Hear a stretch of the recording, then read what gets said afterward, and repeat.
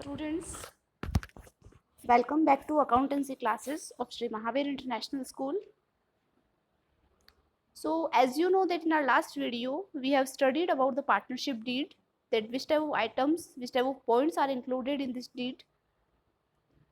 So now we will discuss about the importance of partnership deed, that why is it necessary or how is it necessary. Though the law does not make it mandatory or compulsory for every firm to have a partnership deed, it is desirable to have it due to the following reasons. Means you can say that for every partnership firm, deed is not compulsory. It is desirable to have it due to following reasons. First one is here that it regulates the rights, duties and liabilities of each partner. Means it is mentioned in the deed that what are the rights, what are the duties and what are the liabilities of every partner. It helps to avoid any misunderstanding amongst the partner because all the terms and conditions of partnership have been laid down beforehand in the deed. All the terms and conditions are written in that deed, so we can avoid any misunderstanding among the partners, or any dispute among the partner may be settled easily as the partnership deed may be readily referred to. How is it? Let's take an example. Suppose that there are two partners in a partnership deed, or after 1 year, after 2 year of the business, one partner is saying that interest on capital was 5% and the another partner is saying that interest on capital was 8%. So this is a reason of dispute between the partners, that one is saying that it was 5% but another one is saying that it was 8%. So to avoid this dispute, they can check their partnership deed, that what is written in that partnership deed, that is the final percent. So when they checked the partnership deed, it was 5%. So easily their dispute settled because they have clearly mentioned in the deed, but they forgot that what was in the deed. When they checked in that deed, so their dispute was easily settled. So this is the benefit of partnership deed. Hence it is always the best course to have a written partnership deed duly signed by all the partners and registered under the act. Means it should be that partnership deed should be signed by all the partners and it should be registered under the Partnership Act 1932. It was the importance of deed. Now the point is here, rules applicable in the absence of partnership deed. This is the most important point, that if there is no partnership deed in any firm, so what rules to be followed. So whenever there is no partnership deed in any business, so the provisions of Partnership Act 1932 will be applicable. Try to know this point, that in the absence of a partnership deed or verbal agreement, or if the partnership deed is silent on a certain point, the following provisions of Partnership Act 1932 will be applicable. The first one, profit sharing ratio. Profits and losses are to be shared equally irrespective of their capital contribution. Remind this point that if there is no any deed, if nothing is mentioned in the agreement that what will be the profit sharing ratio, so profits and losses to be shared equally among the partners. It is not a matter that what capital they have invested, or what was the decided in the starting of the business. It is not matter because there is no deed, so profits and losses to be shared equally. Interest on capital, the second point. No interest on capital shall be allowed to the partners. If there is a provision for the interest on capitals in the partnership deed, it will be allowed only when there is a profit. How? Suppose that partners did not make any deed. So when there is no deed, so no interest on capital will be allowed. After 1 year, after 2 years, just uh, becoming partners are doing fight on this topic, or it has become a reason of dispute between the partners, that I will take 5% interest on capital, the another one partner is saying that I will take 7% interest on capital. So there will not be any interest given on capital. So in the case of no partnership deed, no interest on capital will be allowed to partners, because it was the mistake of partners that they did not do any agreement, they did not make any deed in the starting of the business. So now they have to uh, take this point, they have to pay for this, that no interest will be allowed to them on their capital. The next point is interest on drawing. No interest is to be charged on drawing. There is no deed, so no interest. The fourth point, salary to a partner. No partner is entitled to any salary or commission for taking part in running the firm's business. Salary is given apart from the profits, so there will be no salary or no commission for any partner to run the business. Interest on loan. Interest at the rate of 6% per annum is to be allowed on partner's loan to the firm. Such interest shall be paid even if there are losses to the firm. It is an important point. It is a very, very important point for you, that if there is no deed, in that condition also interest on loan will be given at the rate of 6% per annum. It is fixed rate. If there are losses in the firm, in that case also interest on loan will be paid to partners. Sixth point, admission of a new partner. Without the consent of all existing partners, no new partners can be admitted to the firm. Each partner can participate in the conduct of business. Each partner can inspect the books of the firm and can take a copy of the same. So these are some rules that is applicable in the absence of partnership deed. Simply, you can remind these points, you can learn these points like this, that when there is no partnership deed, so no interest will be given on capital and drawing, but interest on loan will be given at the rate of 6% per annum.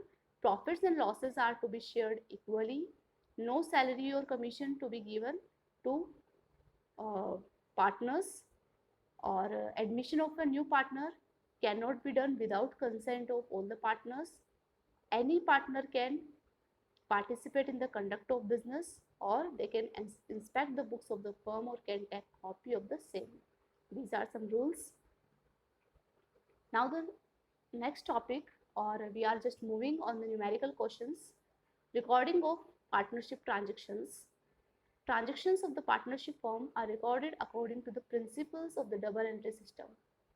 Double entry system, you know about it, that every transaction will give effect at least on two accounts.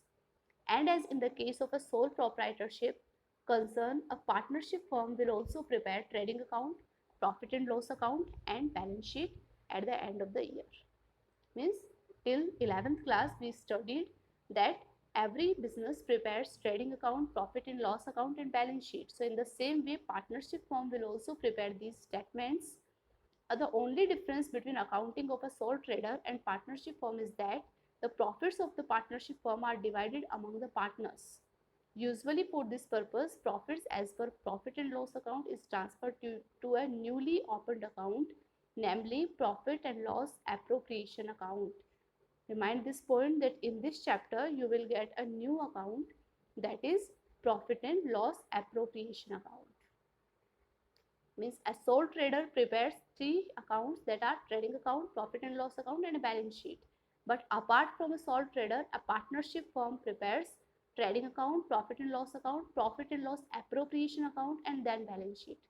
What is the difference between profit and loss account and profit and loss appropriation account? The main difference is there that profit and loss account is prepared by a sole trader, but appropriation account is prepared by a partnership firm, and in this account distribution of profits are shown. Distribution of profits among the partners are shown in this account. So how it will be prepared, as the statement is in front of you on the screen. Profit and loss appropriation account, it is a kind of nominal account, and you know that what is the rule of nominal account, that debit all the expenses and credit all the incomes. Means in the credit side you will show all the incomes of the firm, and the debit side you will show all the expenses of the firm. So you can see on the credit side, by profit and loss account, this is the net profit that we get from profit and loss account. Like suppose that Here is your profit and loss account. Here we get net profit in profit and loss account, and here we get net loss in this account. Okay, so this net profit will be transferred to credit side and net loss will be transferred to debit side. If there is loss, if there is net loss in the question, then it will be transferred to debit side. If there is net profit in the question, so it will be transferred to credit side. Like in this format, by profit and loss account is shown, means it is net profit transferred from profit and loss account, that is P&L account. By interest on drawing, this is the income for firm. So this is interest on drawing, A or B. Why is it shown separately? Because suppose that there are drawings of both partners. There are two partners in a firm, A and B. These are the names of partners. And the firm is receiving interest from both partners. So it will be shown separately, that from A, suppose that like 1000 rupees, or from B 2000 rupees. So the net amount of interest will be 3000. That will be shown in outer column.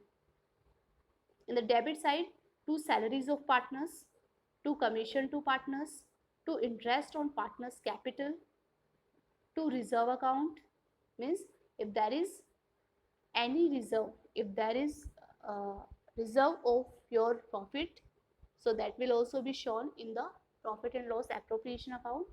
And rest of the profit after interest on capital, after salary, commission, if there is any profit left, so that will be distributed among the partners, among A and B. Like these are the partners, so these will be distributed among the partners.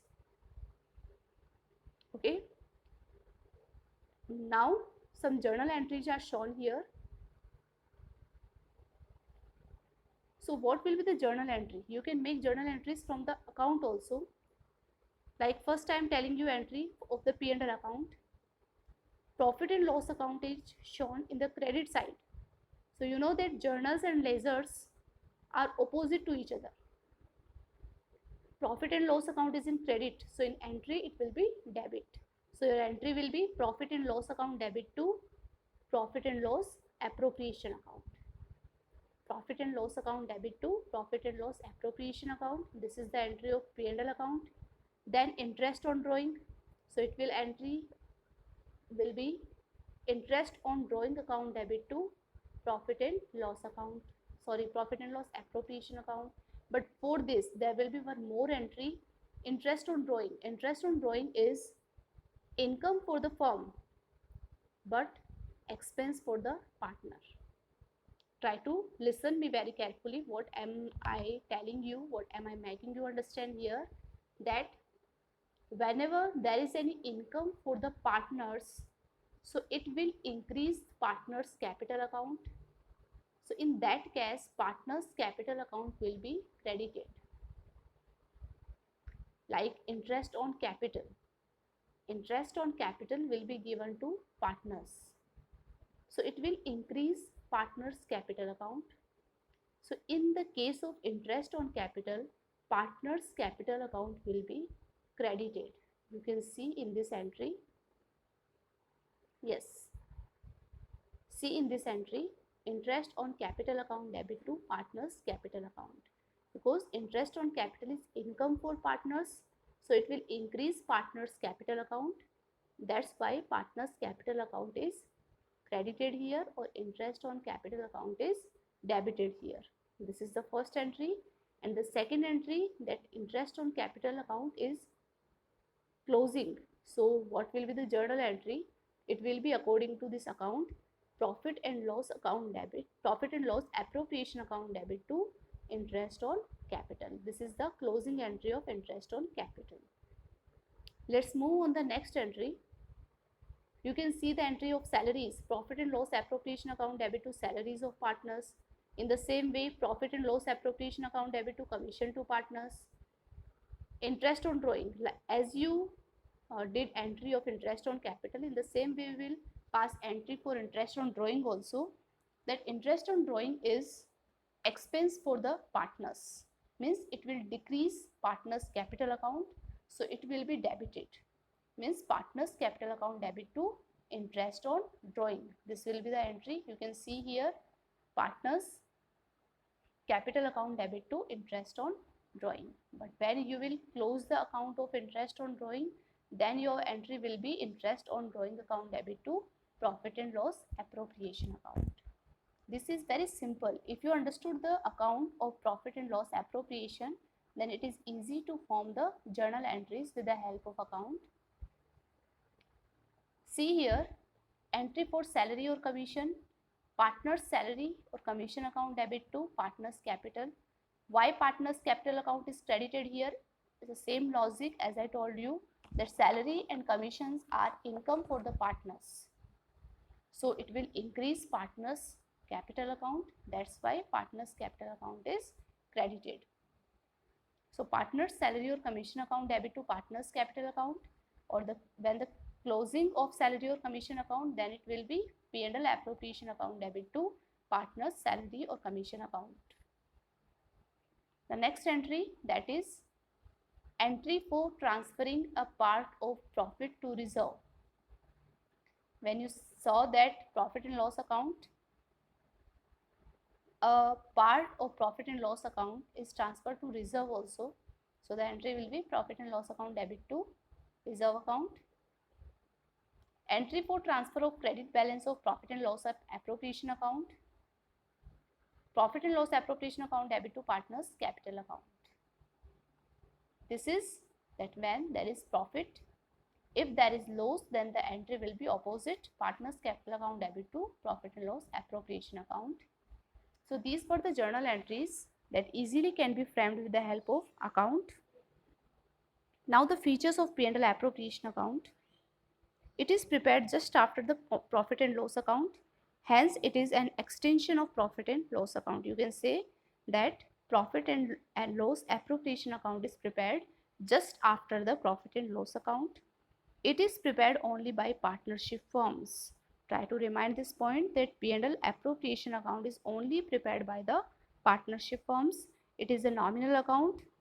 It shows how the net profits for the accounting period is appropriated among the partners. It tells us that how the net profit for the accounting period is appropriated, is distributed among the partners. Or entries in this account are made giving effect to the partnership deed or the Indian Partnership Act 1932. You can check this point that in this chapter, all the rules and regulations will be according to Indian Partnership Act 1932 because this chapter is related to partnership. Now the point is here distinction between profit and loss account and profit and loss appropriation account. The first point is stage of preparation. That when do we prepare P&L account or when do we prepare P&L appropriation account. It is prepared after trading account and hence start with the gross profit disclosed by trading account. P&L account is prepared after trading account, and you know that your P&L account always start with gross profit or gross loss that disclosed by trading account. And P&L appropriation account is prepared after P&L account, so it starts with the net profit disclosed by P&L account. The second point, that is objective. P&L account is prepared to ascertain net profit or net loss. You know that when you close your P&L account, then you get net profit or net loss. But when you prepare P&L appropriation account, so you distribute the profit among the partners. Opening or closing balance sheet. This account has neither opening balance nor closing balance. You know very well that when you prepare your P&L account, you don't have any opening or closing balance. But when you will prepare P&L appropriation account, it may have opening or closing. Means it is not necessary that in every question it will have, but it may have opening or closing balances of P&L appropriation account. The next point, charge or appropriation. This is the most important point. Expenses debited to this account are charged against profit. What is the meaning of charge against profit? That you have to pay these expenses even if there is loss to the firm. But items debited to P&L appropriation account are appropriation of profits. Means appropriation means uses of profit. If there is no profit to the firm, so there is no expenses.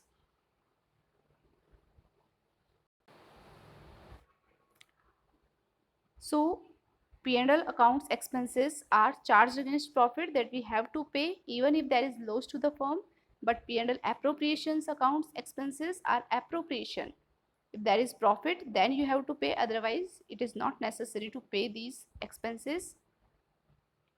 P&L account is not prepared on the basis of partnership agreement except for interest on loan from the partners. Means it is the important term. Interest on loan is the important term.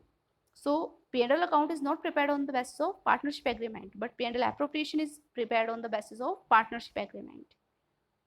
And the last distinction point is here that P&L account follows matching principle while preparing this account, but P&L appropriation account does not follow the matching principle while preparing this account. So these are the important discussion, these are the important distinction points between the P&L account and P&L appropriation account. You should follow these points. In the next video, we will discuss about the next point or some numerical questions also. So that's all for today, and rest of the class, rest of the topics we will discuss in the next video. Thank you so much.